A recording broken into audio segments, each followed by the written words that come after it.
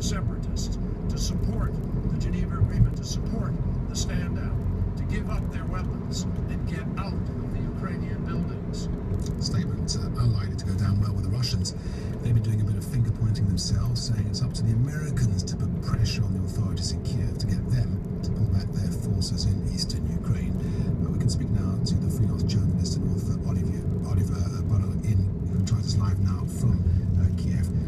Just looking at the headlines in the papers here, Oliver, it's all about a region on the brink of war. I've got the Kiev Post online. Its single word headline is "Escalation of photograph of armed men with heavy weaponry." Is that the feeling you're getting in Kiev, that it's all escalating? It's actually very hard to say. This is a war that's largely been played out through the media. I mean, it should be said that the Kiev Post headline the day before, I think, was Kremlin terrorism, so they do like to talk things up. It's actually very hard to tell what's going on. You get these announcements from the Ukrainian government that they've retaken a building, and then journalists get there and discover it hasn't been retaken. You get these announcements from the Russians and the Americans that they've signed some binding agreement, and that the binding agreement makes absolutely no difference at all. It's like a sort of shadow boxing. The Russians, in order to stop the Ukrainians, all the Russians need to do is mobilize a few troops on their side of the border, and the Ukrainians, who know that they're outgunned, outmanned, and out-equipped, just stop what they're doing and run away. It's all very peculiar, and I mean, as I say, I'm in Kiev, so it's very hard to judge exactly what's going on a minute-by-minute basis, because you see these things on social media and these announcements from the two governments that seem to bear absolutely no relation to anything that's happening on the ground. There is a question of credibility, though, for the authorities in Kiev, because, I mean, clearly they can't let what's happening in eastern Ukraine go. I don't want to use the word unpunished, but they've got to do something. Well, they are consistently trying to do something, but they're in this very difficult situation whereby their own soldiers, reasonably enough, don't want to shoot at their own people. So all it takes is about half a dozen sort of relatively determined local activists to stand in front of a tank or an APC, and they're going nowhere. So they are in a very tricky situation, and I think everyone has to recognise the astonishing amount of restraint that they've shown over the last 2 months in the face of some really blinding provocation. The Americans certainly seem to have lost patience, and it will be interesting to see what further sanctions are taken. I mean, the sanctions they've taken so far, though they've been widely mocked in the West, and certainly among journalists in the West, have actually had some very interesting consequences, particularly for Russian company finances. You know, the BP's stake in Rosneft, which is a major strategic holding for BP, has lost a value of $1 billion since Russia moved into Crimea. The total number of deals that Russian companies are doing to raise money on international capital markets have fallen, are about 13 times smaller than they were this time last year. And I mean, these consequences, they don't play out in public view like what the Russians are doing by mobilizing troops. They're very hard to put on the television. But behind the scenes in Moscow, officials are surely becoming aware that the Americans actually have an extremely impressive amount of leverage in the long term, which will, when Lavrov talks about this being an expensive mistake by Putin, he knows what he's talking about. This is very expensive indeed. Okay, thanks for that, Olivier Bonneau, live there from Kiev. I mentioned the Kiev Post online, only fair to give also the headline of the Moscow Times, and it is Ukraine turmoil heats up to military action. You're listening to Newsday Live from London. Let's go now to Rio.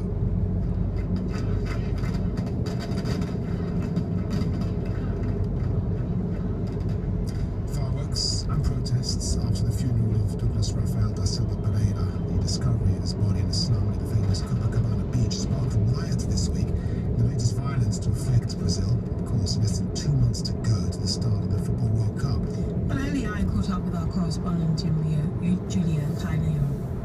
The funeral was packed. It was very emotional. About 400 people there, lots of young people, some of them carrying banners. Among the banners, one said that the police are assassins.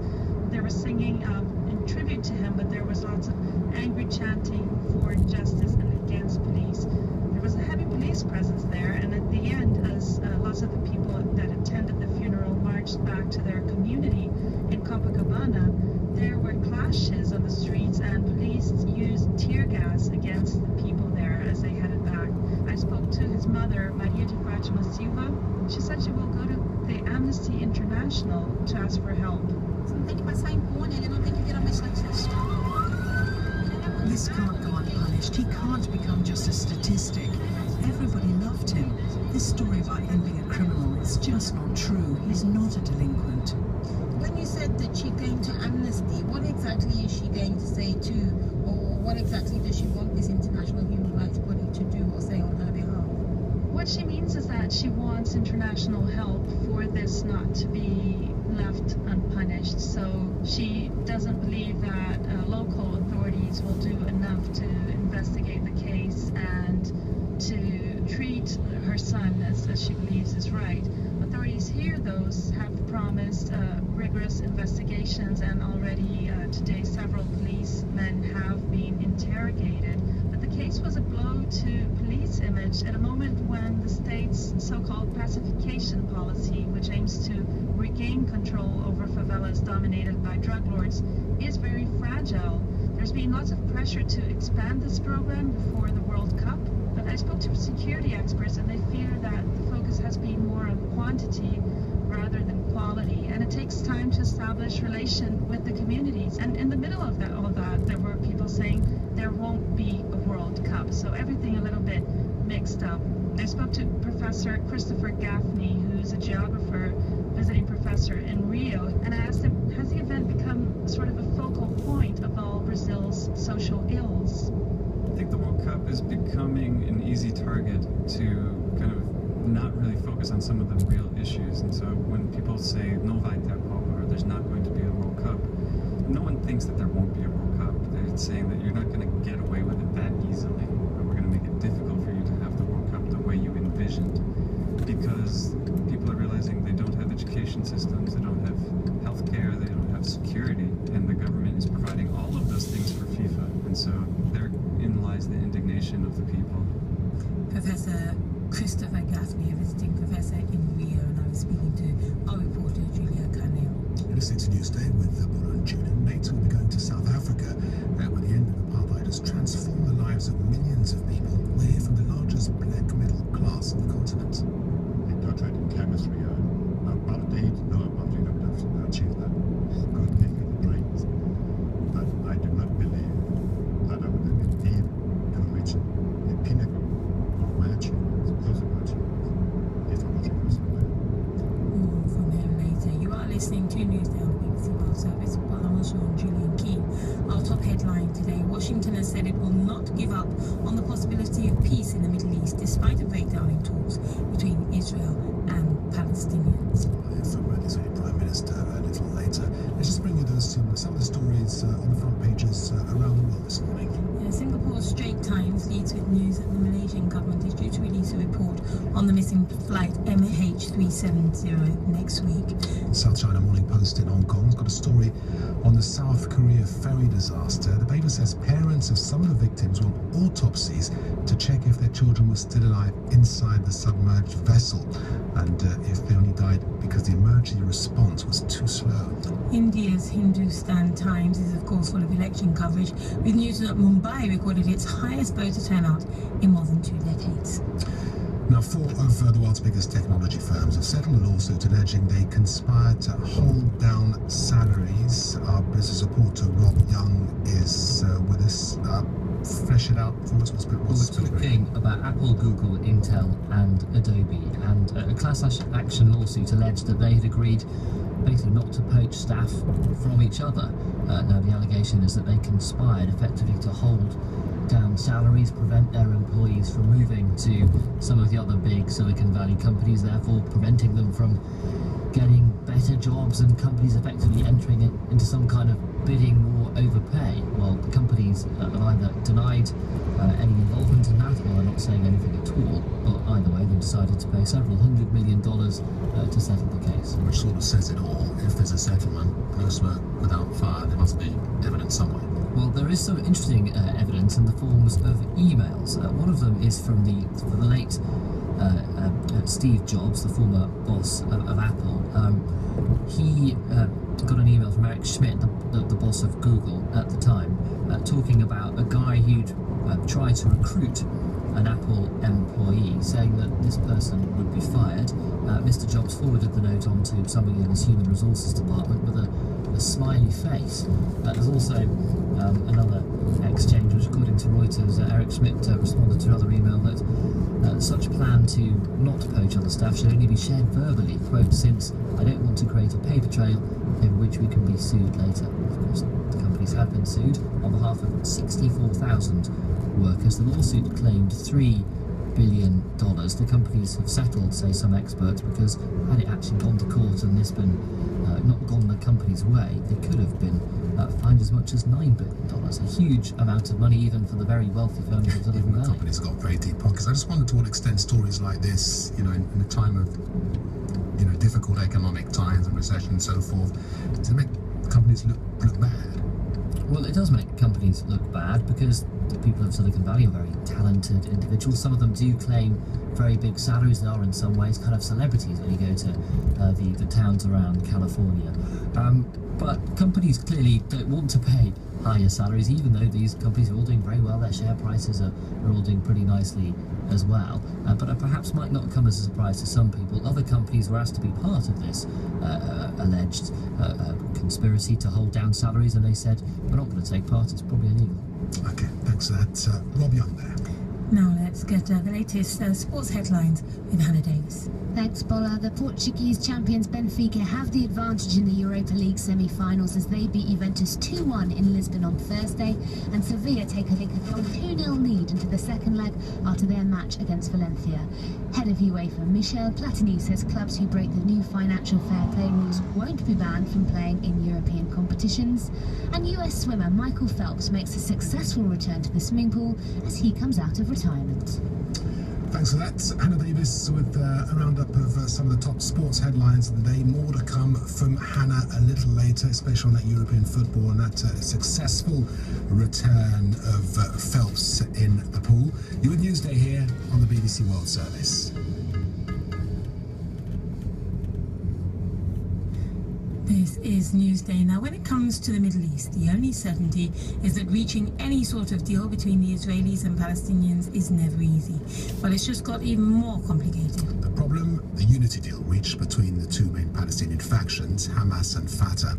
It's ended their 7-year rift, but it's also closed the door on any talks with the Israelis, who refuse to have anything to do with Hamas and have suspended the negotiations with the Palestinians. So what happens now? Our Middle East editor Jeremy Bowen asked the Israeli Prime Minister Benjamin Netanyahu. It depends on President Abbas. He made a decision. Instead of choosing to embrace peace with Israel, he made a pact with Hamas, a terror organization committed to Israel's destruction.